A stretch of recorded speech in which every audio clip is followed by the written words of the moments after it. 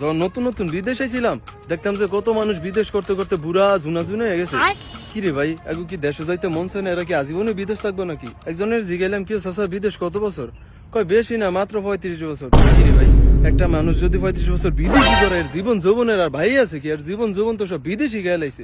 আমার তো ভাই আগের তো নি চিন্তা ভাবনা যে বিদেশ যামু, গিয়া 5টা বছর খিচ্ছে কামলা দিমু, 5 বছরে 50 লাখ টাকা ক্যাশ করবো, পরে একবারে দেশে গিয়ে একটা ব্যবসা দিমু, আর মায়ের বাপ বউ বাচ্চা কাচ্চা হলে আরাম আসে বাড়িটা জীবন কাটাই দিমু। জীবন পুরাই সুন্দর দে। তো সুলতানের ভূতের বাস্তবতা হইলে কি জানিনি ভাই, 2 বছর আগে বিদেশে আনার সময় যে 4 লাখ টাকা ঋণ করে রাইছিলাম, ওই ঋণই এখন পর্যন্ত শোধ করতেছি। কাহিনী আনি শেষ না। কালকে উনি যে ভিসার মেয়াদ শেষ, ভিসা লাগাইতে হইব 3 লাখ টাকা লাগবে।